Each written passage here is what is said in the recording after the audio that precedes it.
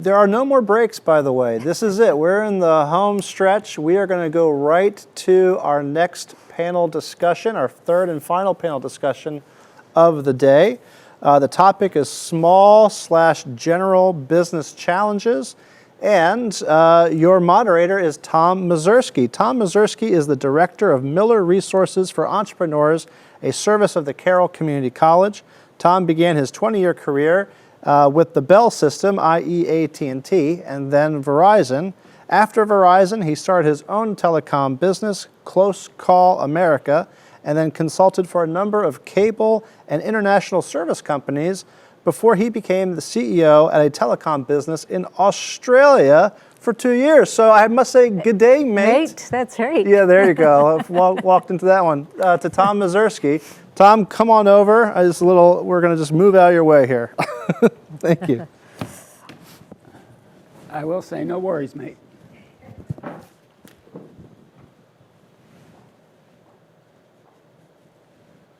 So, hello, everyone. It's great to be here this afternoon, part of this event. I want to thank everyone for allowing me to be here with our 4 panelists. And I think you're all going to find that the Small Businesses Challenges panel we've got the right people to talk about this issue. We've got Mike Volt. Mike, raise your hand. Mike is the VP of Cyber Risk Solutions, where he develops and leads the cyber risk solutions and emerging tech practice areas at PSA Insurance and Financial Services. And you've all heard about the need to have cyber insurance, and we're going to talk about that. In his role, he helps clients of all sizes make informed decisions about technology and cyber insurance and develop strategies to reduce cyber risk.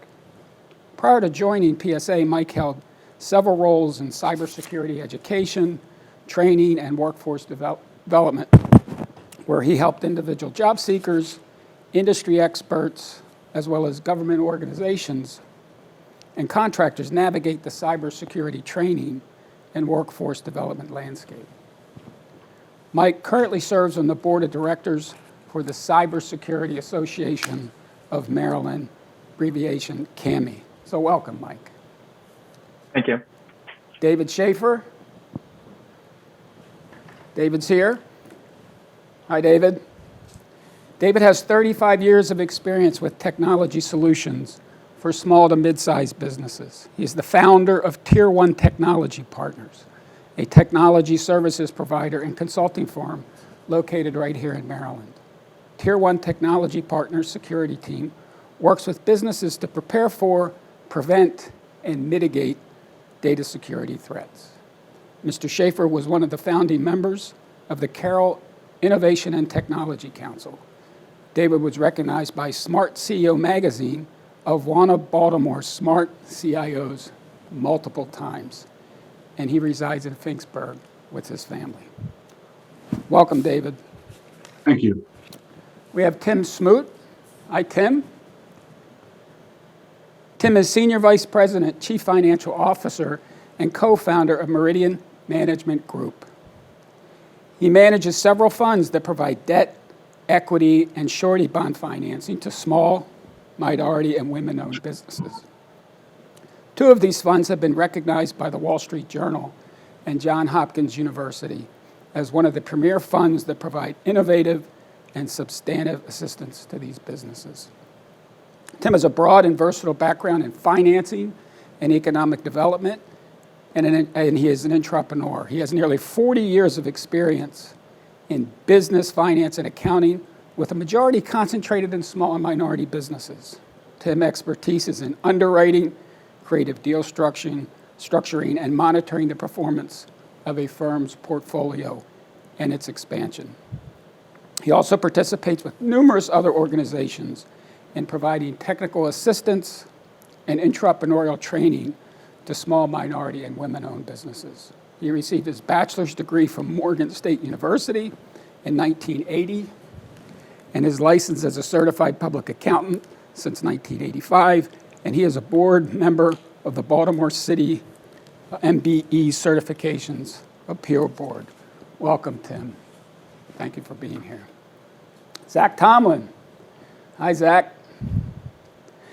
Zach is the CEO of Tomlin Technology, which he formed basically to provide both casual computer users, people like us, and businesses alike as a better alternative to the IT companies that were currently serving the market.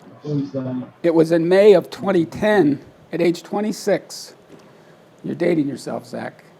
Getting there. He formed Tomlin Technology. Through his hard work, consistent studying, and natural troubleshooting ability, Tomlin Technology has experienced 9 years of continued growth.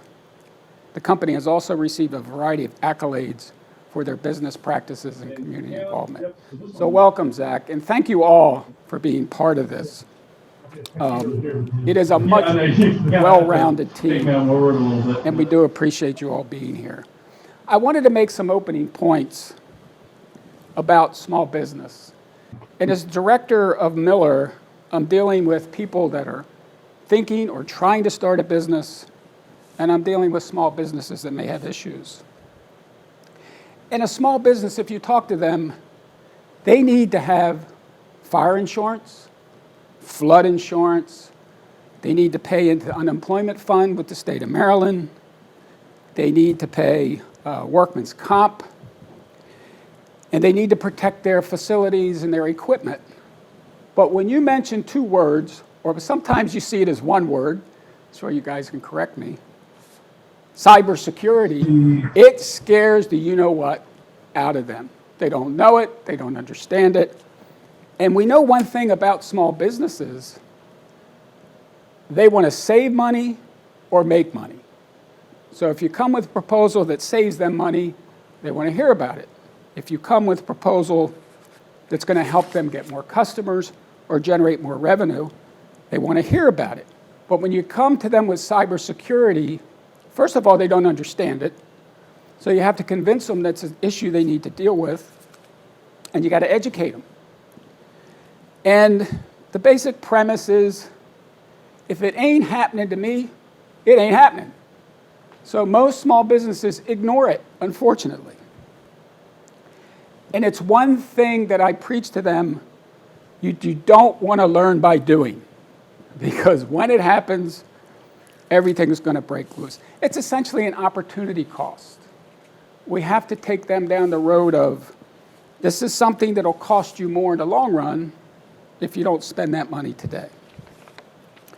So I wanted to direct the discussion as I open it up to the panel. 3 parts: education and awareness, because quite frankly, it's just not out there. And that could be from schools, colleges, universities, business majors. Why don't they have a requirement of cyber security as part of their curriculum? I want you all to think about that. What about business licensing? If I apply for a business license, why wouldn't I have to be certified or at least have some training in cybersecurity? The second piece is prevention, which some of you on this panel know inside out. We're going to talk about that. What are the costs? If I want to get insurance, we've heard about that. How much is it going to cost me? And then if I have a problem, who's going to fix it? And as a business person, my biggest fear was I had a problem and nobody knew how to fix it. So if you think about that. So let's open it up. Mike, let's start with you. You have the education piece background. So let's talk about awareness and education. What do you think the issues are, and what do you think we could do to move forward to help small business with understanding and awareness? Yeah, so thanks for the introduction.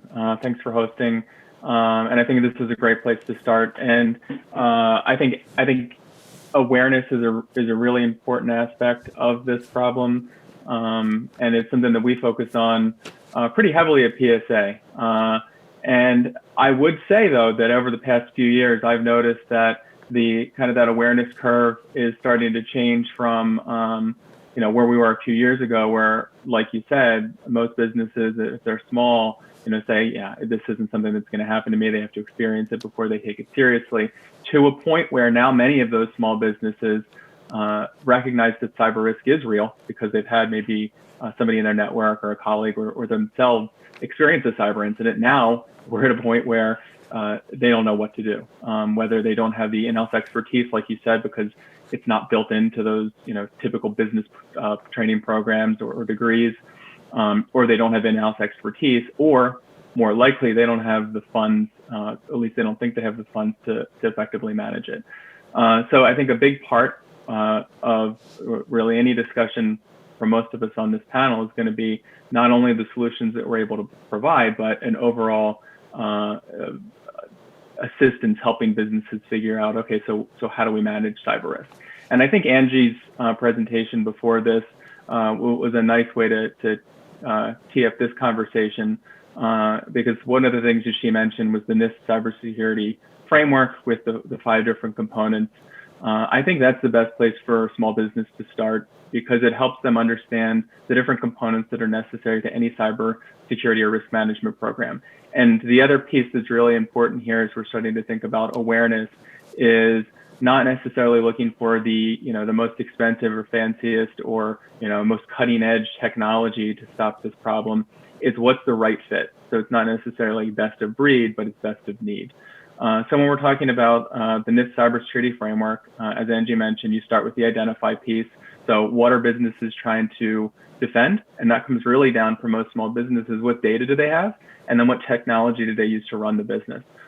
If possible, it's also really important to do either a vulnerability assessment or some type of risk assessment, so they understand where the risks might be before a malicious actor exploits them. Next is protect, and I think this is where most businesses start and end, unfortunately. But you have to have the right protections for the technology that you're using. It's good to have a firewall at a physical location, but how does that work when your workforce is now working at home, potentially on their own devices? So how are you protecting your infrastructure? Responding, I think Angie mentioned this as well. So how do you detect an incident? Sometimes it comes from employees getting a potential phishing email. So how are you going to detect those types of things, both from a technology and a people perspective? And response and recovery. And this is kind of where I live in my day-to-day job, especially with cyber insurance. But how are you going to respond to an event? To your point earlier, who do you call? Who's going to help you?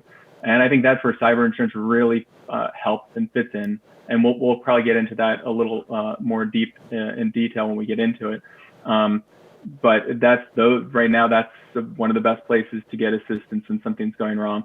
And then how do you recover? So once once the fire is put out, how do you rebuild? How do you rebuild your reputation? How do you recover costs? How do you get back to normal? So I think focusing, at least in my experience, focusing on each of those pieces, helping businesses think what are some effective strategies to really check a box in each one of those 5 areas, is a great way to not only raise awareness, but it's also a great way to help them make meaningful progress into managing cyber risk. Yeah, thank you for that. David, I'll open it up to you. On the education front? Education and awareness, yes, sir. I think that Mike really laid it out very well in that kind of 5-pronged approach, NIST structure. As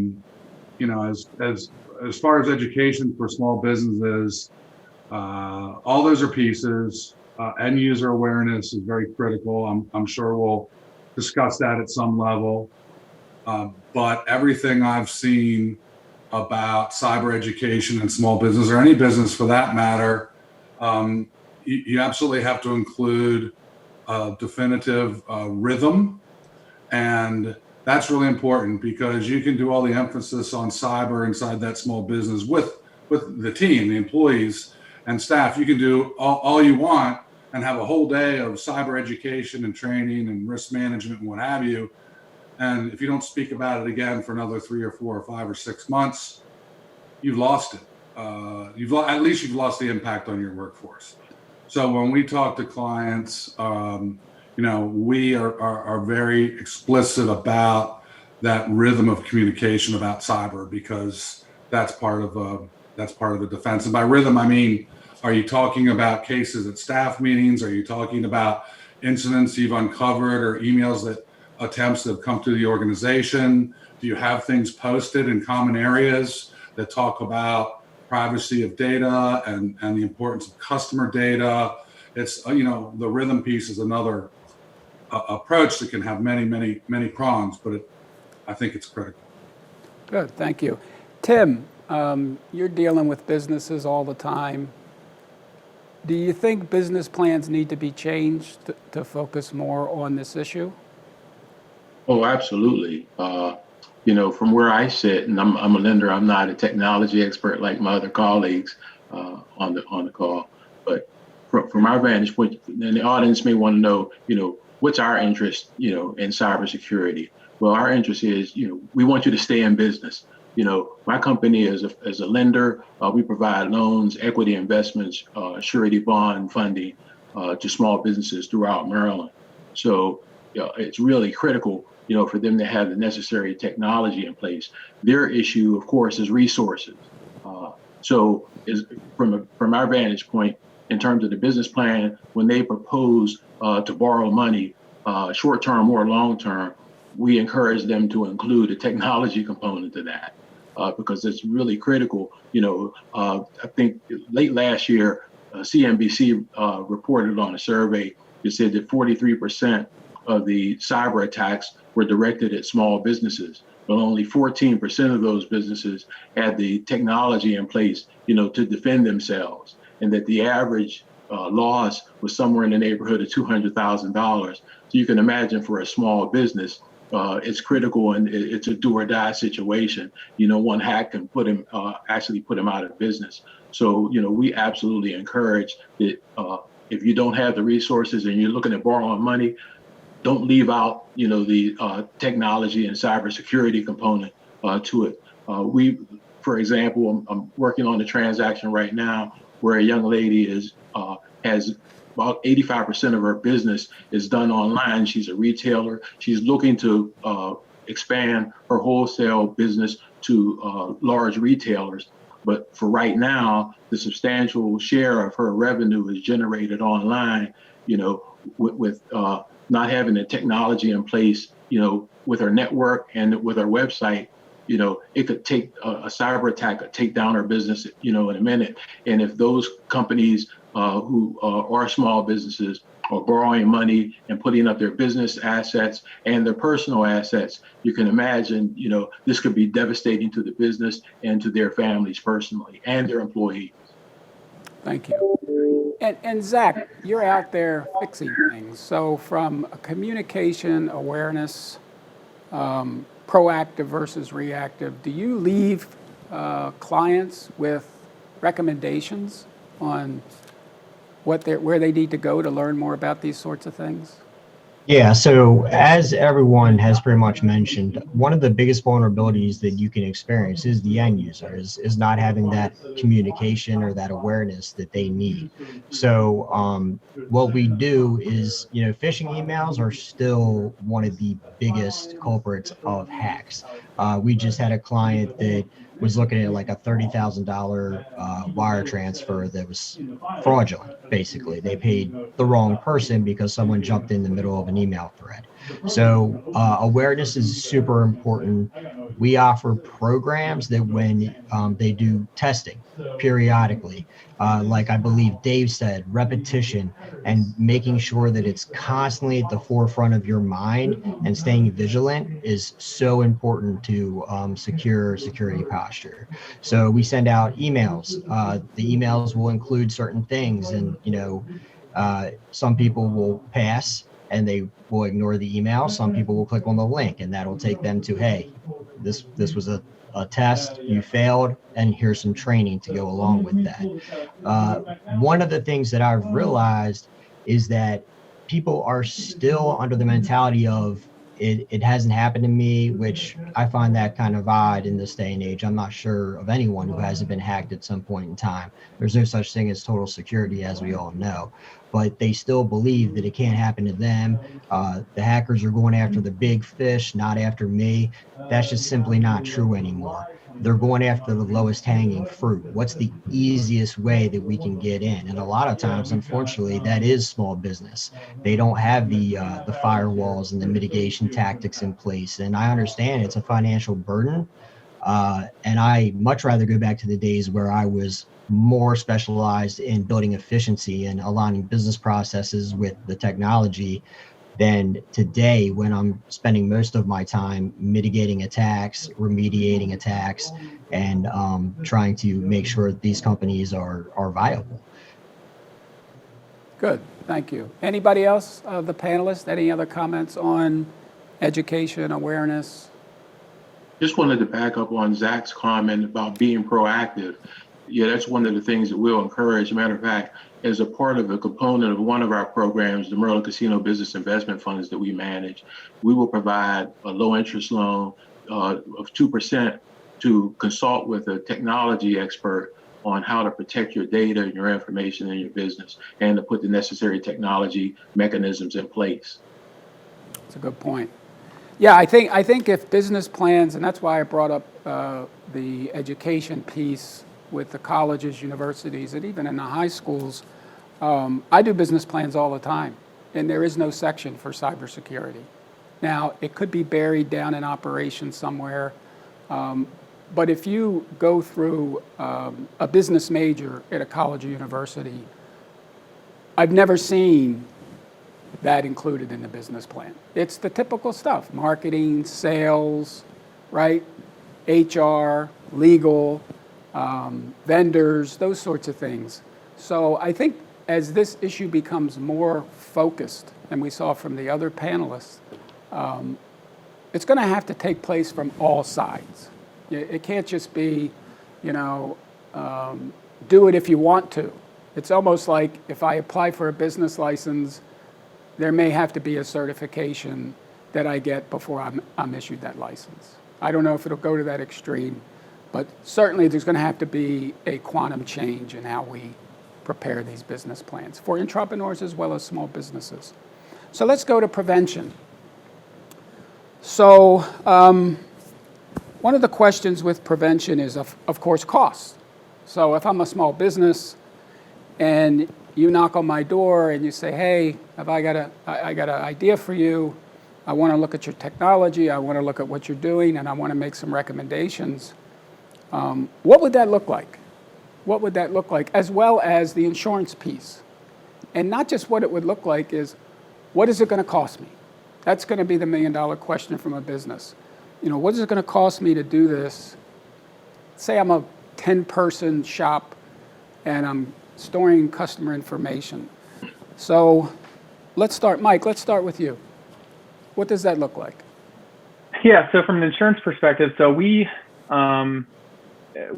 in, I guess, where you were talking about some type of requirements to push businesses to kind of manage cybersecurity appropriately.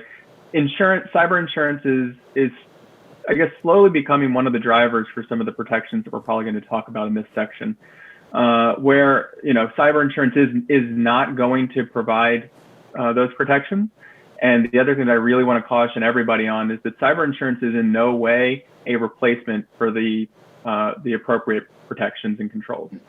It's best viewed as a backstop and kind of that plan B if something in your cyber risk management strategy fails. That being said, one thing that cyber insurance can help a small business do is figure out what's kind of the baseline that they need to look at from a protection standpoint. So right now today, if you go through the process to buy cyber insurance, some of the questions that they're going to ask are about what type of cybersecurity controls do you have in place. And right now, I would say some of the most common are going to be you need to have antivirus, you need to have a firewall for your cloud resources, or if you have a VPN. Insurance companies are now looking for multi-factor authentication on those. They want to see that you're backing up your data, and then they want to look for encryption both on devices when data is at rest. They want to look for encryption when you're transmitting sensitive data, and of course, they want to look for encryption on mobile devices.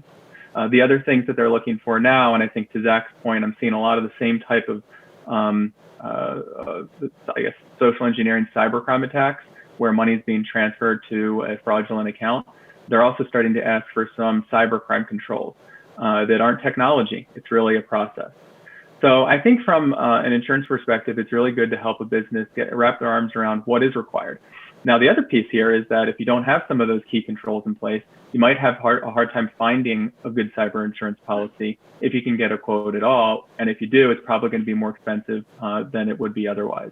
So one of the things that we do is help connect our clients, if they don't have those controls, with technology to help them. So, and then folks on this panel can absolutely help them with those as well. So I think you need a good partner, both on the insurance side, but you also need good partners on the technology side to make sure that you have everything covered. I mean, it's a good point you make. If I have fire insurance, I never want to use it. So that's similar to what you're saying. So what would a cost be for a 10-person shop, just an average? So an average, it depends. It really, cyber insurance is going to depend on the industry that you're in, the type of data that you have, the revenue, users. So all those things go into it. But in general, for a small business, that has a normal amount of data, that's not doing things like creating aircraft equipment or things that go in airplanes, or operating medical equipment, we're looking at maybe $1,500 per $1 million worth of coverage to $2,000. It's a good starting point. So I think the legal panel mentioned that it's actually very affordable for what it's covering. So I do think it's affordable, and it's a really important thing to have in place, especially as we get towards the responding and recovery piece. No, that's a good point. So David, what does it look like to you, prevention? Well, there's a number of pieces, right, that Mike spoke to, and Zach, et cetera. And the industry uses the term defense in depth, which is multiple different tools or policies and procedures that you're using to thwart attacks. Any given one is really not effective. I mean, 10 years ago, people thought if they slapped Norton antivirus on a machine, they were protected from almost anything, right? So AV, antivirus, that all business owners are aware of, it's very, it's a pedestrian form of introductory protection. It's something you need, but something you really can't rely on, if that makes sense. You need to have more, like Mike said, like you need to be looking at your VPN connectivity, your encryption. Businesses need firewalls, real business class firewalls. I don't care what size you are, going to Best Buy and getting a Netgear Air router and throwing it in because you want to save money, it's not the solution. It just isn't. It's not going to protect you. It's not going to do what you need to do. So I guess the point is here is to talk to experts like we have on this panel, and have them look at your business, assess it, and provide recommendations for what the proper defense in depth security program that would include policies that was mentioned, right? Employee policies, critical, how they work on your network, et cetera, how they work in your environment, a comprehensive approach, and what that would cost. And if you're already working with somebody, chances are they have a program that they can introduce to you that will cover much of that.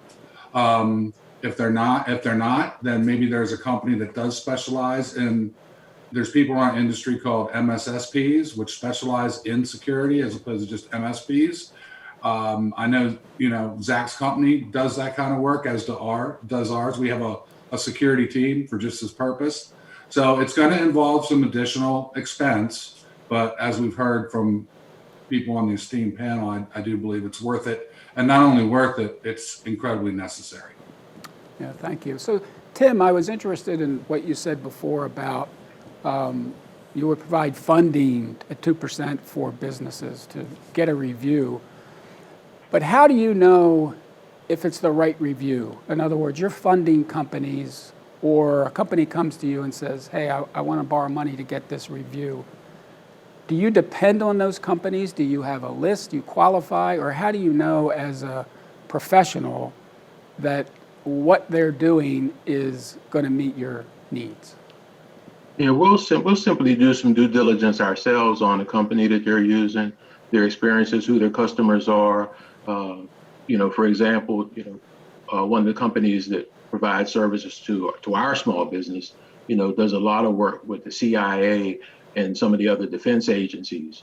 So we'll take a look at who the provider is and take a look at the reports. And, I'll compare those reports to, what my providers provide to see whether or not they're technically sufficient And getting back to Mike's point about the premiums, I would imagine that, the more security that they have in place, the lower the premiums. So, it would benefit us and the small business to put, all those mechanisms in place and to use a good, efficient, technology professional to put things in place.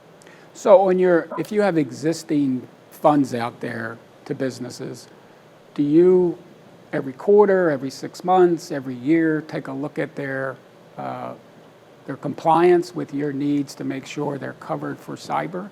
Or how does that work? No, we still have a long way to go, and not only our firm, but lenders in general with small businesses. There's just a mentality out there, and I think my fellow panelists talked about it a little earlier. Some of them just don't get it, and they feel like it's just too expensive, it's too time consuming, it's a distraction for a litany of reasons that they don't put things in place. But we do, in fact, always gauge the risk with any business, and the cost of the financing is geared towards whatever risk we take a look at in a particular company. Yeah, I think it's in the early stages. I think that's what we've been hearing through the conference. There's a lot more to do. So Zach, give us your perspective on prevention. So we were speaking about costs, and you have three options when it comes to cybersecurity. You're going to want to look to either mitigate the risk, you're going to look to transfer the risk, which is where cybersecurity insurance comes into place, or you're going to accept the risk. There's going to become a certain amount of tolerance where you're like, I'm not going to spend $1 million on a firewall because that's going to, basically make me broke. And no business exists just to be secure. So it all starts with me is a security audit and risk assessment. That's where you start everything. You go through and see exactly where you're at, where you're strong, where you're weak. And then from there, you get your hierarchy of top priorities and you work through that list. Audits now with regulatory agencies, I think you're going to see more of them if people, don't take it upon themselves to get more protected. But, you got Sarbanes-Oxley, you got HIPAA, you got PCI DSS compliance. And even with cybersecurity insurance now, I'm seeing a lot of small businesses are asking me for help in filling out, their policy. Because they want to say, hey, do you have an acceptable use policy? Do you have encryption policies? Do you have, ethics policies? Do you have all these policies? And there's tons of them. It takes meticulous work to create a policy, but it's so important. It's your blueprint. From your policies, then you create the procedures to then enact those policies. So that's where people have to start. And it's a very meticulous process. It takes a lot of time to do, and it takes people with high technical expertise to do that. So I see that as basically the first place to start so that you can begin to calculate, tabulate, okay, how much is it going to cost me? Okay, well, I'm going to accept X amount of risk. I'm going to transfer, a certain amount, and I'm going to spend this much on the hardware, software, routine. Like I said, with small businesses, you almost need a MSP like Dave or I to constantly monitor your systems, make sure your antivirus is up to date, your patches are up to date. We're looking for the latest vulnerabilities that come out, those zero-day exploits that just happen to pop up. So it's when it comes to cost, like Dave said, it's unfortunately a cost of doing business today. You can't avoid it. So like I said, I'd much rather spend time to improve on how a company works, but we're in a situation right now where you really can't neglect the expense of protecting your network. It's a cost of doing business. So that's where I would start. And then from there, you're going to have to make business decisions based on what's right for your business and what your tolerance is. Yeah, it's interesting you say they want you to help fill out the forms, and probably the reason is they don't understand the terminology. It's a Absolutely. whole separate language. Like you understand this stuff because you work in it every day, but a business owner, I always say, they just want to bake their cookies. They just want to do the oil change. They just want to fix the tire. They just want to sell their art. So when it gets to this terminology, it's kind of scary. But if they got to do it, they will. Let me ask you, Zach, if again, that 10-person small business, if I wanted an assessment, what would it cost? Just an average cost just to get an assessment? It's that is such a hard number to say, because we're saying a 10-person business, but what is that 10-person business? Is it a health professional where they need to have HIPAA compliance? Is it a financial institution where they have to adhere to Sarbanes-Oxley? Is it an international company where they have to work with the EU and their more like incredibly stringent regulations? So it's hard for me to really throw out a number. What I try to do is for my clients is I try to give them policy templates and things of that nature so that they can kind of take it on their own to do a little bit of their own work. But I think, as you've mentioned, people have value and they're losing opportunity costs when they're trying to dive into things that the panel and I are experienced and we're professional at. So what's it cost you to delve into all this as opposed to hiring someone that actually knows what they're doing and has been in the trenches? So I wish I could give you a cost. Like I said, I think the first place to start is that cybersecurity audit. So that way, and as far as the cost for that, I mean, it's an hourly rate that we do, and it's a pretty thorough checklist. So it's really hard for me to throw out a number. I really hate to do that. Give me a range. Give me a range. Maybe a grand, Okay. $2,000. It really depends on what we're looking at. That's fair. That's fair. I'm just trying to size it for the audience because, business owners, they think it's a huge number, but we've already kind of tackled the insurance number is really a small number compared to what you have at risk. And then but you can't get the insurance until you have this other work done, right? The cyber audit work.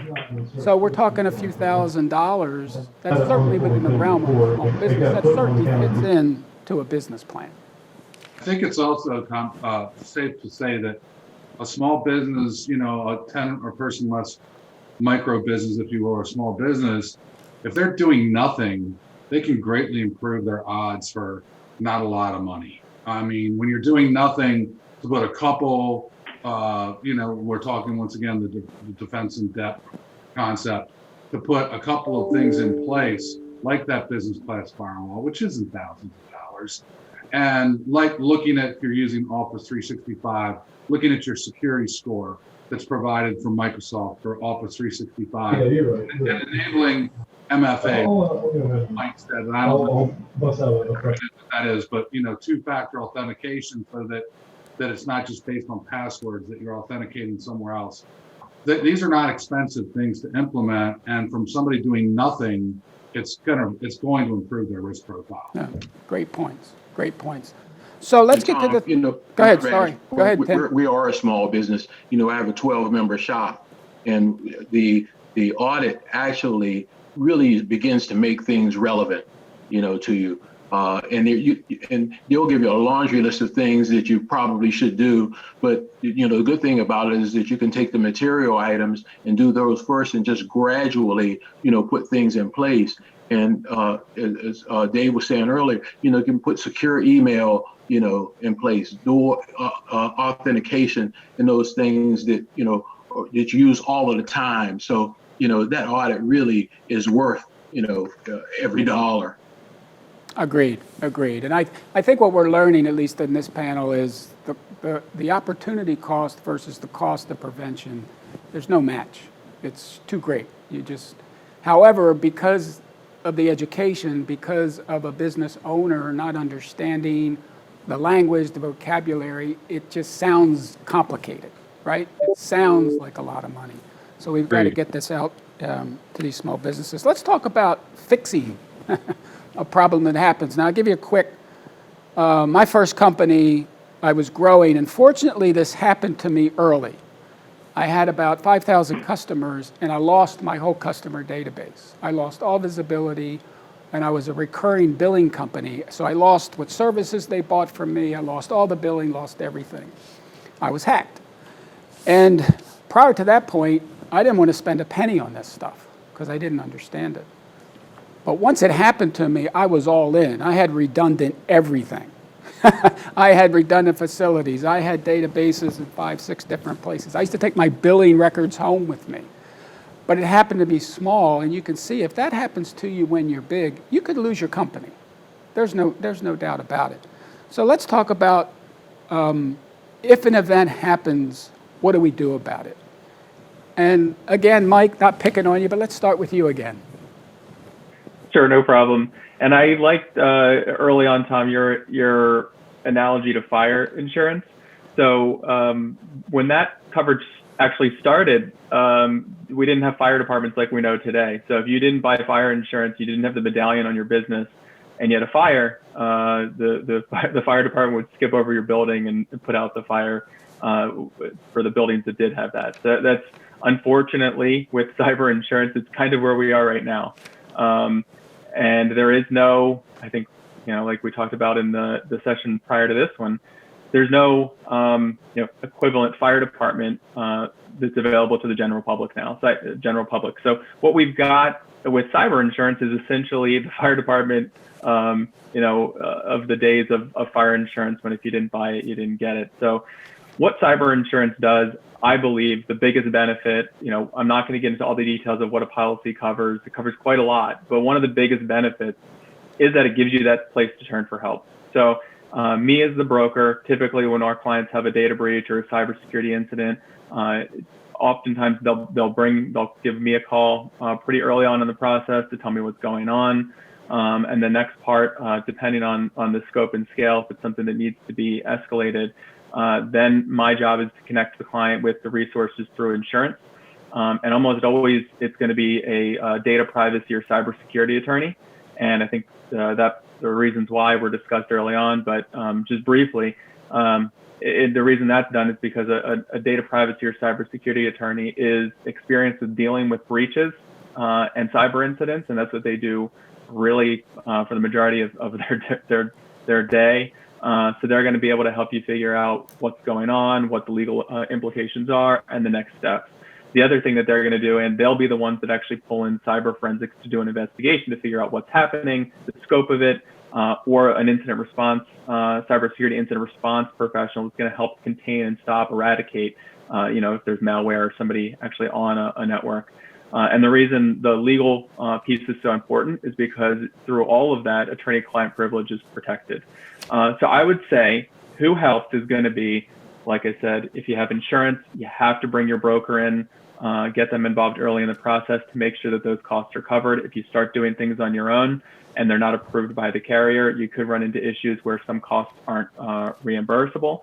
And then the next step is going to be typically data privacy attorney, cyber forensics, or incident handler, depending on what's going on. They're going to be the ones to help with the immediate response. And then the recovery piece, Tom, to mention for your incident, cyber insurance also helps cover things like data restoration and network recovery. But that would be kind of a phase 2 once you've contained something that's going on in the short term. Okay, thank you. So David, your perspective. Oh, it's very simple. What Mike said, we've seen this time and time again throughout our peer group and through our clients. The most wonderful thing that's happened for businesses is the advent of cyber insurance. Mike, you're welcome, but it's true. It's absolutely a fact. These people are experts. He just mentioned all the components: incident response, cyber forensic, legal, remediation, recovery, etc. And the beautiful thing about that is, where do you start if you suspect you have a breach? Well, you could call the police or the FBI or your IT company or whatever. But if you have a great cyber insurance company, or if you have cyber insurance, they can quarterback everything for you, including working with companies like Zach or myself, the incident response companies, as well as the cyber forensic companies. So to the delight of the business owner, you should make one phone call to your insurance company, say, this has happened, I suspect this or what have you. Most likely your first phone call is going to be to your IT partner, most likely, if you have an incident. And if the IT partner is smart, they're going to say, we talked about your cyber insurance in your business reviews. Have you secured that policy? And they say, oh, yeah, we did that, right? And then so it's like, so next call, cyber insurance provider. Let them quarterback the situation, and they will. And our companies will be brought in, and if need to be for data restoration or whatever has to happen on the network, and our services most likely will be covered by your cyber insurance policy. And you'll have a professional running that entire team. It's the way now. If you don't, I'll leave that up to maybe Zach to answer, so I'm not taking all the screen time here. But if you don't have a cyber insurance policy, then you're in a different situation. That's great. Thank you. Good points. So Tim, you're funding a company and they have a cyber attack. Do they contact you? Do they tell you about it? What happens? Well, I want to be third or fourth on the down the line there, because the lender, small business lender, can be critical in that situation. Not sure how long it takes to get $1 from your claim, to take care of some of the various daily incidentals that may not be covered, right away. So a small business lender, may put themselves in a position where they're getting feedback, from the professionals to say, okay, right now you've lost contact with you've lost your database. You're unable to conduct business for, a number of days, number of weeks, whatever have you, and you may need a small bridge loan to hold you over until that process, matures and you're able to get some dollars in the door. So, and as a risk manager of our funds as well, we want to know, are you going to be able to stay in business? Will we need to help you? If we do provide some bridge financing, will the claim repay that? All of those things will be critical to us as a lender and to the small business and to the insurance providers as well. Thank you, Tim. And Zach, you get the phone call. There's a all breach. the time. Tell us what happens. So the first thing I want to say is, you need to establish a relationship, if you haven't already, with an IT cybersecurity company, management company, because that's going to be your first call. Time is of the essence. When you are under attack, the first thing needs to happen is we need to get in, and usually it's we have like a beacon in here. It's kind of a little bit funny to us, but when that beacon goes on, it's all hands on deck. We're all securing all the accounts, doing everything we can to stop the spread of the hack, to make sure it's stopped and put to an end. Time is of the essence. So you can call us first or call an IT company. Make sure you have that relationship established, because if you don't have that relationship established, you might not even know who to call in the first place. Beyond that, they might not know your infrastructure. So then they have to learn your infrastructure. Yeah. So you have all these complicating factors where, like Davis says, defense in depth is primo. We have international clients and hit with ransomware attacks similar to the one that we saw in Baltimore City. Now, because we took that defense in depth practice, that redundancy with data backup and virtualization and this type of technology, what it took the city of Baltimore such a long time to get under control, our client came in the next day and they were ready to rock and roll, because we have already put those precautions in place. So that's the reason you want to make sure that these things are set up, from the get. Now, if we get a call and it's someone that we're not really familiar with, or they don't work with us in the past, what's on our workload? To be honest with you, we have an obligation to our clients that are signed up for our managed IT services, and we have to respond to them first. So if you call us and we don't have a relationship with you, you're not guaranteed that we're going to drop everything, especially when we have clients that we owe service to. We can't just always drop everything and jump onto your case, which, we try to do the best we can, because out of moral responsibility for trying to protect, but that's just not always the case. So make sure you establish those relationships, and then when we do get those calls, it's like, okay, We have to drop everything. We have to look through your entire network. If the data can even be recovered. I mean, if you have no precautionary events put in place, you're in complete, just depending on the IT professionals being, geniuses and being able to recover this data and possibly reverse engineer or whatever the malware or the ransomware attack is, because you could literally have to start from scratch. I mean, if they get in there and they terrorize your whole network and you have nothing in place, I mean, you could be done. That's why you see statistics of businesses, 60%, I think, and don't quote me on this, businesses that are get attacked or out of business within 6 months. I mean, it's a serious threat. And as we have all said, it's not a luxury. It's not a, hey, this is nice to have anymore. This is you have to have it, because it's not if you get attacked, it's when you get attacked. So, put yourself in a position where people can respond and not flail around, because every hour you're down, how much is that costing you? And that's not even counting the data that, invaluable data that you may have lost. Good, Zach. Thank you. Thank all of you. We do have some questions from the audience. Yeah, And I was Janet going is to here. say, No, go ahead. time flies when you're talking about critical business issues No, here. go ahead, Janet. I just know that we have lots of good questions up here. And Tom, I know you're more than welcome to. I just want to make sure we have time for those questions. Okay, so the first question is, should I update my business plan and financial planning to specifically address cybersecurity? In other words, make it a separate section. Tim, I'll give that one to you. Yeah, absolutely. I think you should be proactive, and because again, one event could create disaster for the company. And to Zach's point earlier about having the contact at my IT and cyber firm is Oswald. I don't follow protocol. I have his cell number, so if anything happens, I tap into that cell number or text him and get immediate action. So, whatever it costs, for the relevant and for the pertinent, elements of a cyber system, you should really consider that. You may not get the platinum program, but get the relevant things that will protect you in the event, something happens, so that it's not a catastrophe to your business.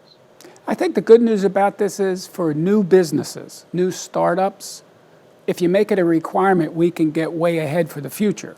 It's just the existing businesses out there that are vulnerable and don't even know they're vulnerable that we've got to get a handle on. Okay, next question.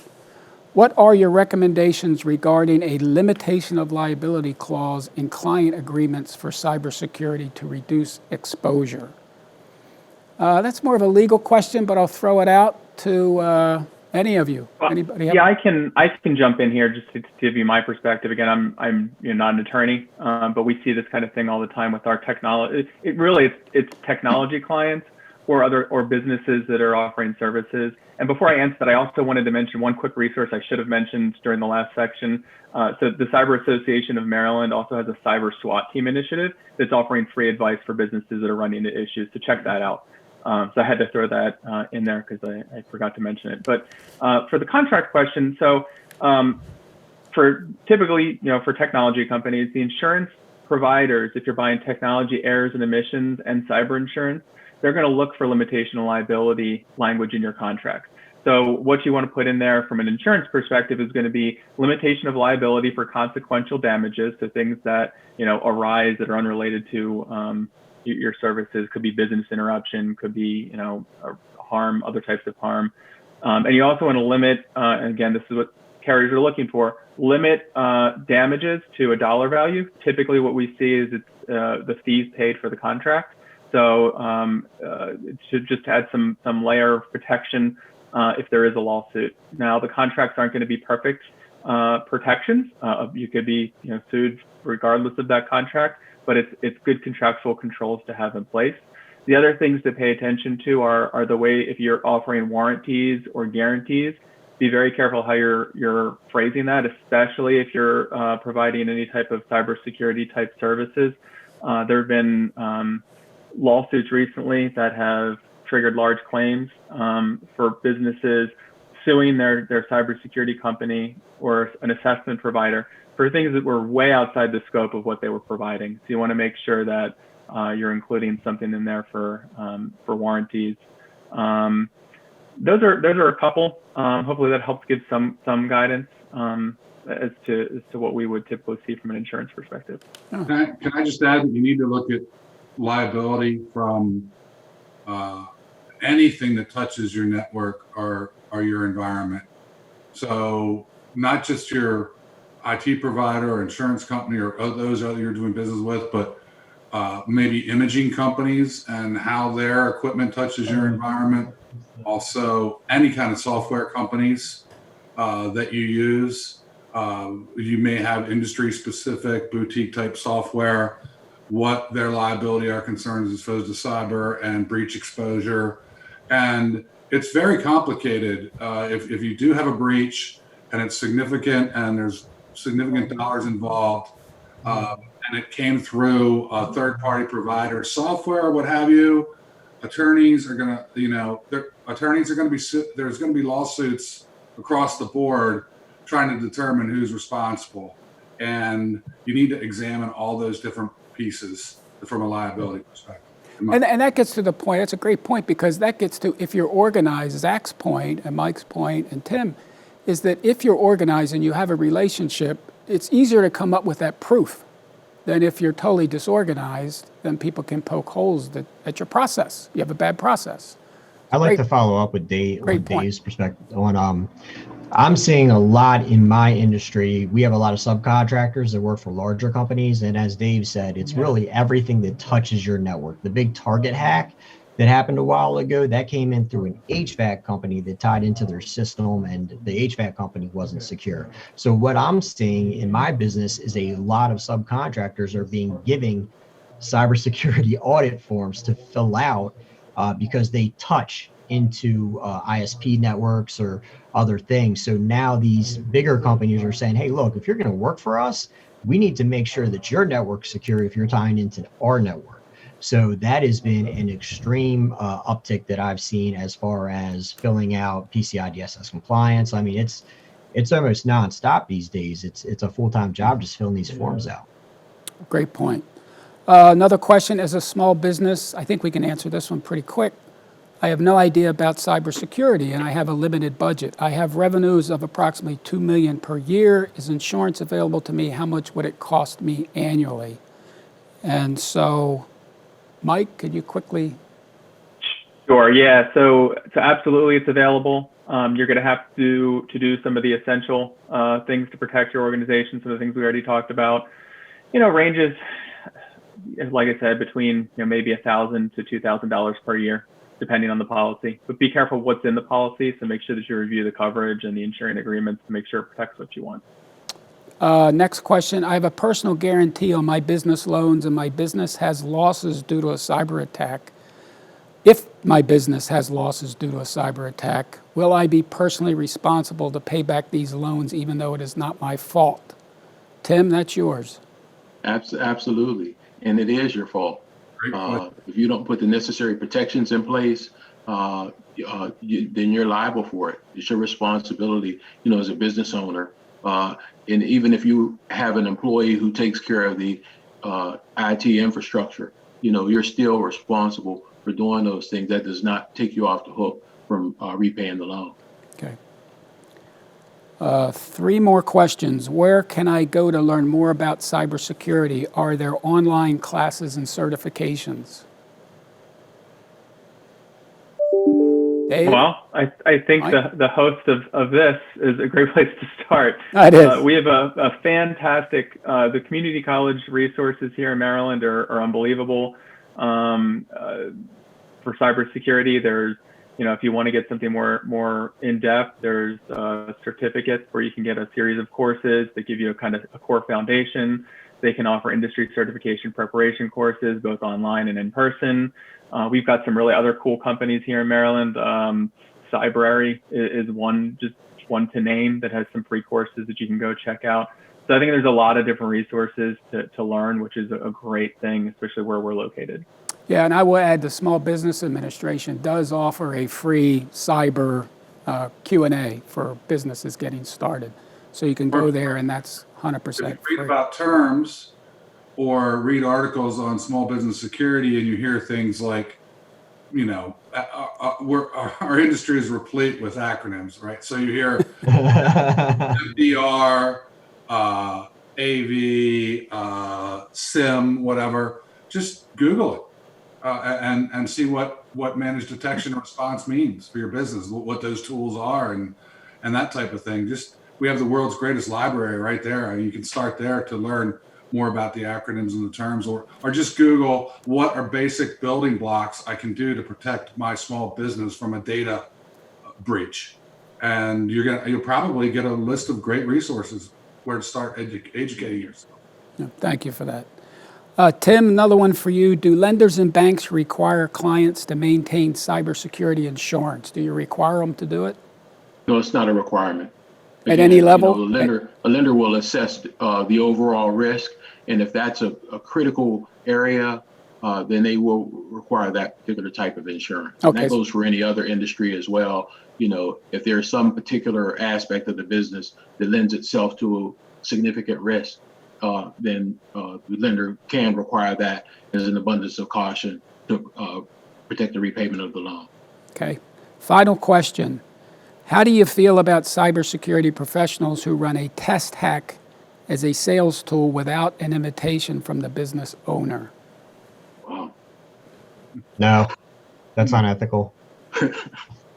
I mean, to be honest, it's unethical. I mean, when you're running a penetration test, you know, and I'm not a lawyer, you know, but when you're running a penetration test, there's so many different variables that go into that. You have so many different types of penetration tests. Yeah, so someone that uses, I'm not about the scare tactics and the fear mongering. That's not why I'm here. I know that some people might use that as a sales tactic. I'm here to be real and be realistic with you and say, hey, this is a serious problem. I'm not trying to scare you, but you really need to take it into consideration. So when I go to a client's office, there is no way I'm going to do anything to breach their network without their consent and say so. That's just completely unethical in my opinion. Good point. So let me just ask the panel, is there anything else you want to add that we may have missed, you forgot about, you'd like to get it in? Yeah, I just think that, you know, this businesses, you know, ought to do their due diligence on the technical providers to make sure, you know, that they're qualified to do what they're doing. Look at their customer list, you know, just do some due diligence to find out who they're dealing with, because the trust factor in this particular situation is really critical. When Zach was talking about, you know, the penetration test, you know, we had one, but we asked for it, you know, and you want to be careful because they're going to have access to your data.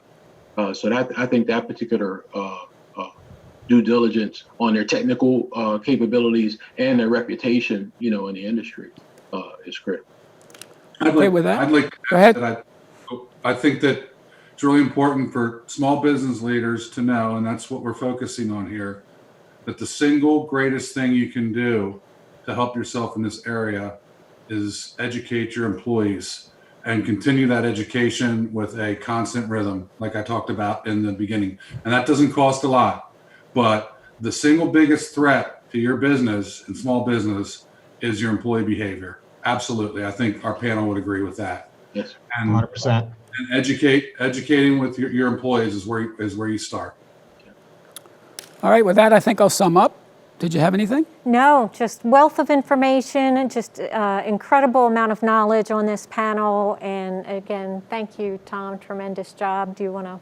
Yeah, I'll just sum up. So where I come off is small business owners, get smart, learn about cybersecurity. Form a relationship with a professional. Get the cyber audit done and protect your company with the appropriate levels of insurance. Does that make sense? Really good.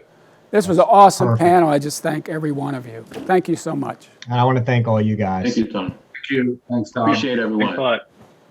Thanks for the invite. Thanks, Tom. Thank you, Tom. Thank you, everybody. We are going to move right along into our trivia battle number 3, our third and final trivia contest for the day. Please go to magic.cnf.io, sign in with your name and email, and then choose your avatar and handle, and then we will get this started right away. You, of course, are competing for prizes once again. Let's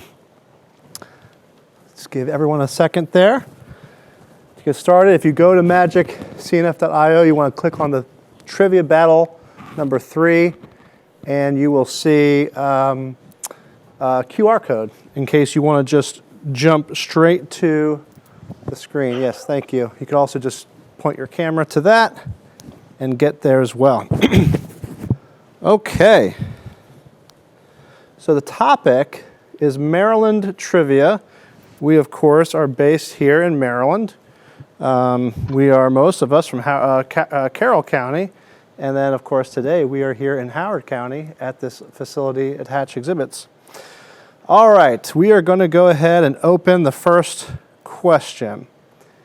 For 100 points, which Maryland state border originally surveyed between 1763 and 1767 is considered a GPS marvel for only being off by an inch or less in places and no more than 800 feet in others? Is it the District of Columbia partition, the Mason-Dixon line, the West Virginia lollygag, or the Virginia-Maryland delineation? And you have now 5 seconds left to choose your answer. Let's see what people chose. Oh, let's see. We have some people divided on this. Let's see what the right answer was. The Mason-Dixon line. Yes, 44% of you were correct. Let's go see what the leaderboard looks like. All right, we only got a few of you competing this time. I guess we've lost some people over the course of the conference. Hopefully they didn't get hacked. Hopefully they didn't get hacked. Let's see. RW is in the lead with 86 points. All right, well, let's go to the next question. Again, there are 6 questions total. All right, this one's pretty easy. What is the biggest city in Maryland? You'll have 15 seconds to choose an answer. Is it Baltimore, Frederick, Annapolis, or Westminster? I'm going to say it's Westminster. I think it might be. Wishful thinking. All right, 5 seconds left. And the answer, which may surprise you, but no, it didn't surprise any of you. It's Baltimore. Well, some of you it surprised. Baltimore, Maryland is, of course, the largest city in Maryland. Let's see, how's that changed? Oh, we got more people Lots competing. of people. All right. Oh, Turtle moved up. Good for you, Turtle. All right. Now let's open up our third question here. Which one of these television shows was not filmed in Maryland? Not filmed. Not was filmed, but not filmed. Was it? Here, get ready. Get your clicker finger ready. Was it Veep, House of Cards, The Wire, or Silicon Valley? You have 10 seconds left. This is a hard one. Are all these on HBO? I think they might be. No, House of Cards is Netflix. Yeah, all right. Netflix. Let's see, everybody. Well, let's see. Silicon Valley, most of you, yeah. I think someone's having fun and is purposefully incorrectly answering. Okay, so Silicon Valley, 89%. Let's go back to the leaderboard.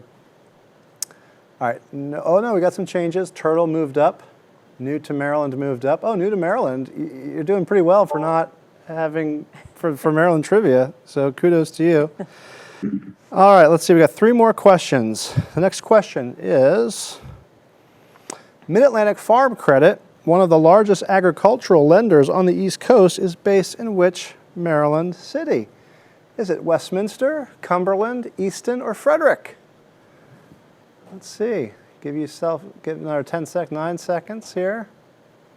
And of course, they were one of our sponsors. They're one of our sponsors today, yes. The inspiration for this question. All right, more than half of you said Westminster, and you were correct. Yes, they are based in beautiful Westminster. Okay, let's go back to the leaderboard here. New to Maryland. My goodness, you are doing well. Turtle has taken the lead position. It is a horse race. Let's get to the next question. Which Maryland city has the fastest internet speeds thanks to its symmetric gigabit fiber network? Now, this is a tricky one. Is it Annapolis? Is it Westminster, Easton, or Baltimore? Now, Baltimore was the largest city, so you'd think Probably they would not have it, huh? Well, you'd think they'd have the fastest internet, but let's see here. 3 seconds left. And most of you said Westminster, but some of you thought Annapolis, and the answer is Westminster. Yes, Westminster does have crazy fast internet provided by our ISP out there called Ting. All right, let's see how this is changing. Okay, RW just couldn't help himself. He had to get that question right. All right, let's see here. Last question. Now, this one's really, really hard, and if you're not from Maryland, this actually might stump you. So, new to Maryland, I apologize in advance.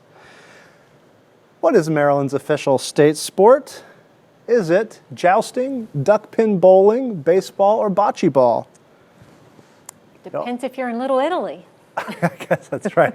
Anywhere, it's bocce ball in any Little Italy, any major city. It should be duck pin bowling here, actually.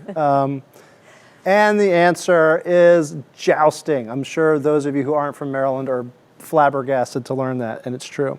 All right, let's see how we ended up here. The final results. Look at this. You know, you never know at the start L. who's going to win. An L. Mysterious L. Mysterious L won. Well, everybody, let's see what L won. Go ahead, Janet. You want to tell them what they won? Absolutely. So we have 4 free mini golf passes to the Island Green Family Fun Center located in Westminster, Maryland. $40 value. Island Green Fun Center has a beautifully designed 18-hole course that will test your miniature golf skills and provide fun and friendly family memories. So get it in before the weather changes. Well, yeah, and I'm sure they're doing a lot of COVID safety precautions. Absolutely. There. All right, and again, you've heard us talk a lot about Jeannie Bird. So once again, we have another gift card. This one is worth $50, and we'll let you report back when we have next year's event what your favorite treat was when you go there. Yes, thank you. Congratulations again to Elle for winning those 2 prizes. And let's just, this is pretty much the conclusion. We're going to go through our sponsors and partners and just thank everyone again real quick. So thank you to our partners, Magic and Carroll Community College, Advantage C, a service of Carroll Community College, and Miller, Resources for Entrepreneurs, and the Cyber Jobs Initiative, the USDA-funded initiative by Magic. And thank you to our sponsors, Hatch Exhibits, who, of course, clap, clap, clap. Yes, we wouldn't be here without them. This is in this beautiful facility. So if you need an event, a virtual conference, post-COVID, you know who to talk to. And we have the Carroll County Chamber of Commerce. We build relationships. We have Farm Credit, or more specifically, Mid-Atlantic Farm Credit, who we now all know is based in Westminster, Maryland. And that's it, folks. Thank you very, very much for our first annual Business Risks Conference. Of course, we will be here again next year. Next year. And, I have to say, when we started planning this conference, there was no COVID. That's right. And we thought we needed to develop a conference all about risk and business and what are the different liability issues related to risk for small businesses. But then, 2020 threw us all a curveball, being COVID. And, my goodness, the resiliency of all of my partners, Janet included, in actually organizing this event, in Hatch Exhibits, who, wouldn't be here if it weren't for their resiliency in manufacturing PPE and now building this beautiful facility here. I dare say that whatever 2021 has in store for us, we will be there to meet that challenge and to overcome those risks. So on behalf of everyone today, thank you very much for joining us today. We'll see you next year at Business Risks 2021. Stay safe, everyone. Thank you. Thank you.